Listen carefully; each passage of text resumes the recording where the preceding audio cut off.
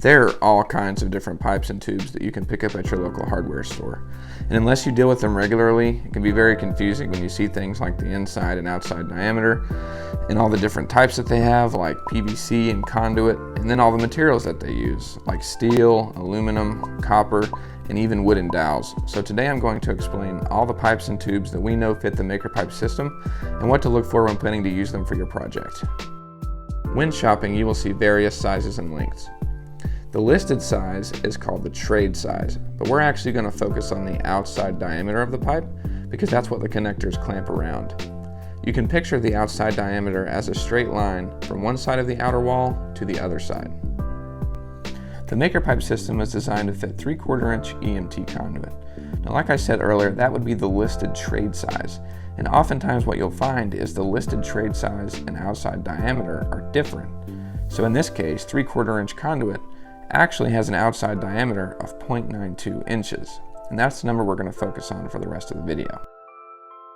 If the outer diameter of the pipes don't match the 0.92 inches exactly, we can add some cheap shims to make up the difference. The shims we offer will be linked below. They add 0.2 inches to the outside diameter, or you can add extra friction bands. Without any extra friction bands or shims, all the connectors are designed to fit 3/4 inch EMT conduit out of the box. And if you want to remove the pre-applied friction band, you can use any pipe, tube, or dowel that has an outside diameter of 1 inches, like the aluminum pipe and wooden dowel shown. But just remember, it'll be a very tight fit. With one shim, you can use 1/2 inch EMT conduit, 1/2 inch galvanized, or 1/2 inch black iron pipe. If you add one extra friction band to the desired pipe, you can use 7/8 inch dowel, 1/2 inch PVC, and 3/4 inch Type L copper piping.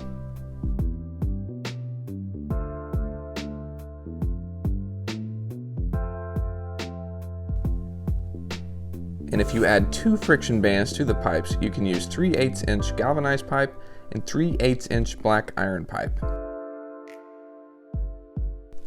Most of these were used by customers for their builds in the past, and a few we just wanted to try out for our own knowledge.